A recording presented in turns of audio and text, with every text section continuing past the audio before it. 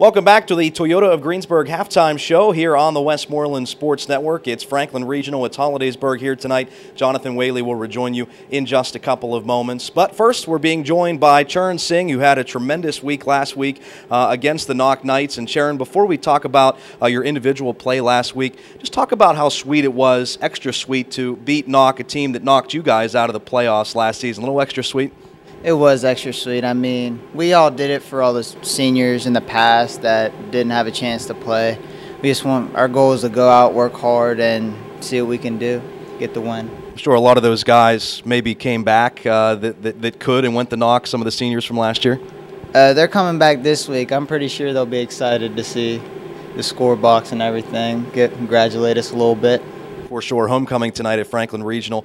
Let's talk about the big touchdown last week. Knox leading 7-3 after the first quarter. Midway through the second quarter, Nico finds you, and you make an outstanding fingertip catch. Kind of take me through that play, Charan, and the throw that Nico only put it in a spot where you could make the catch. Yeah, Nico's a great quarterback. He put it on the spot, and those guys were collapsing real fast, and I just tried to get by them. Nico put it there, and I just had to catch it. That score. Yeah, and at that point, did you feel that gave you guys a spark kind of going forward, because Knoch had never led later in the game? I think it did. I mean, we went in with a pretty high intensity, but after that touchdown, I think it got the crowd going, so it got us going. Was it tough to play at Knoch with the crowd and everything that happened before the game with their former star running back Tim McNerney unfortunately being found dead and things like that? It was a real emotional game for them. Did that make it tough for you guys? It did. Even in the playoffs, their crowd was roaring because of their cheerleader misfortune. Right. And I think this year they had a very good motive to win, and it was pretty hard because their fans were really into the game.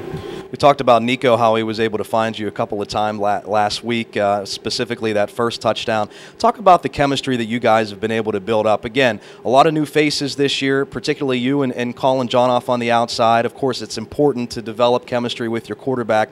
Talk about the chemistry that you guys have with one another, and was that something that you guys really worked hard on in camp and even the offseason? Yeah, we did. Me and Nico and Colin are all really good friends. We hang out outside of football a couple times. And we just try to strive for perfection at all times, complete every pass. And me and Nico, yeah, we've been pretty good together. That's very important. Let's talk about one of those new faces, Colin Jonoff. Unfortunately, we don't know the status of Colin with an injury. I know the MRI results are coming back on him, but we're not sure if he's going to be out and how long he's going to be out. But just talk about how you guys have been able to really come through with that dual threat this year, give defensive coordinators headaches. And if Colin is out for an extended period of time, are you going to try to step up your game, or you just play football as usual? Well, Colin's a great receiver. It's hard trying to fill his shoes. I mean, he's very speedy on the outside, and he just gets past people. And if he is out for an extended long period of time, I'm going to try to pick up the passing game a little bit. But people are going to be stepping in, going to be willing to play, and they're going to want to win just like everyone else. And the guys who would be stepping in for Colin, who are you kind of looking at right now from the other side of things? Patrick Kukalis will be stepping in, Don Matarazzo, he plays dog, Casey Colagrandi, and Chris Colucci. And hopefully those guys will be able to fill those big shoes left by Colin. Let's talk about the defensive side of things. Everybody looks at the offense. They want to talk about you, Dane Brown, Nico, Colin, and the guys up front. But what about the defensive side of things? Really been leading you guys this year, much like it did last year. Second in the AAA in points allowed. Talk about what's been going so well for you guys this year defensively, Charan.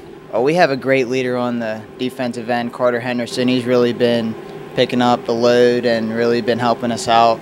And he's just a really good leader, and we've been following in what he does and how he does it. And we've been picking up the intensity on the defensive end. Now, you guys have 3 more games to go before you get into the playoffs. Anything could happen. You may have a share of the section championship. Perhaps you definitely want to clinch that second spot at least. You're playing a couple of teams. Obviously, tonight a tough game, but there are some teams in there that are below you in the standings, including tonight's game. How important is it to stay focused, not develop bad habits, and really finish strong, no matter if you win the section or finished in second? How important is it to really finish strong to the season? It's really important because we want that home field advantage in playoffs. We really want that, and I think that'd give us a boost in the second and third round if we're allowed to go that far. Individually, again, 3 games left. What is something that you're working at right now in your game? What do you think the biggest thing you need to get better after the last 3 games? I need to improve my route running, catch every ball. I'm trying to go for no drops this season, like the last 3 games, see what happens. Well, I'm sure you'll get there. Let's talk about what got you into football. And before we talk about that, because we ask all of the athletes really what got you into football, something that Coach Botta actually revealed on the Coaches Show was he had to kind of talk you into playing football this year after your sophomore season. What went into that decision and the process, and how did Coach Botta eventually convince you to come back on the team and make all these great catches this season? Well, Coach Botta really convinced me to play football when he brought the recruiter in. He talked to me about like football and basketball, the odds of me going to getting scholarships for both, and that really opened my eyes to see that football is really a valuable option for me to do, and I've really been having fun this season. Absolutely, and I know you play some basketball obviously as well too. I'm sure you're excited for that, huh? Yes, sir. Let's we talked about what got you into football. Coach Botta said that he believes before the season started you'd have potential to be a Division I wide receiver or cornerback. Is that something that you are striving towards, or are you kind of just leaving your options open right now? I mean, that's something I want to play on the highest collegiate level possible in either sport. So I believe that's a valuable option for me. I want to go to D1 college. I'll keep working hard with that size, Charan. You'll have an opportunity. We appreciate the time here at the halftime. Thank you, sir. That's Charan Singh, the very talented junior wide receiver cornerback for the Franklin Regional Panthers. Jonathan Whaley will rejoin you after the break here on the Toyota of Greensburg halftime show with more from Panthers Stadium. I'm Dan Flickinger, and we'll be back right after this on the Westmoreland Sports Network.